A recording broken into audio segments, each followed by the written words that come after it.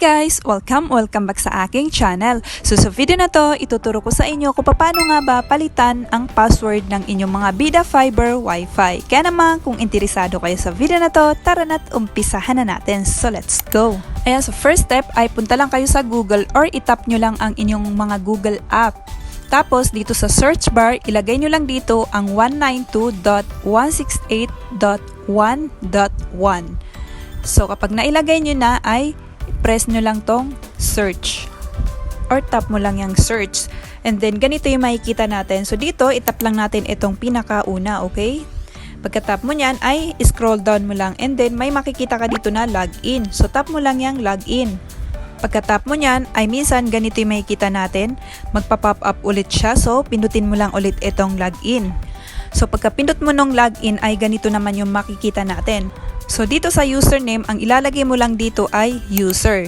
Tapos dito naman sa baba, yung password, ang ilalagay mo lang din dyan is user din. Kung hindi nyo pa napapalitan kung ano nga ba yung password at saka yung username ng inyong mga router na usually makikita nyo sa ilalim ng inyong mga Bida Fiber router. So pag okay na yon ay pindutin nyo lang itong login button na kulay blue. So pindutin lang natin yan. So pag may makita kayong ganito, tap nyo lang yung X. And then, ganito na yung makikita natin.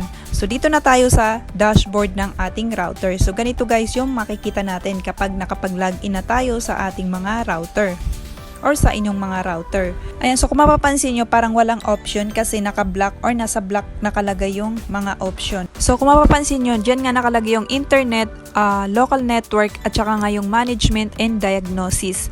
So, para mapalitan ang inyong mga password ay itong ang pipindutan natin, itong management and diagnosis. So, pindutin lang natin yan.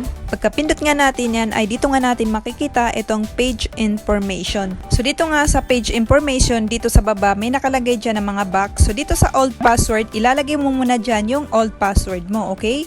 Pagkatapos, sa baba naman yan, ay dyan mo ilalagay yung bagong password na gusto mo ngang ipalit. After nyan, dito sa pinakabandang baba, dito sa may nakalagay na confirm password, kung ano yung nilagay mo na bagong password, ay yun din yung ilalagay mo dito.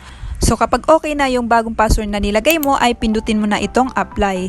Pagka pindot mo na itong apply, ay okay na. Pero make sure na screenshot mo muna yung bagong password na nilagay mo, just in case na makalimutan mo ay meron kang copy. Kasi once na napindot na natin yung apply, ay madidisconnect na lahat ng mga nakakonek sa inyong wifi, pati na rin yung mga cellphone nyo mismo na nakakonek. Kaya naman kung meron kang screenshot, ay mas mabilis mo itong matatandaan, okay? So I think ay hanggang dito na lang. Sana ay may natutunan kayo sa video na to or sana ay nakatulong ito sa inyo. Please give it a thumbs up kung nagustuhan yung video na to and subscribe sa akin channel para updated kayo sa iba ko pang i-upload na mga video dito sa aking channel. Thanks so much for watching!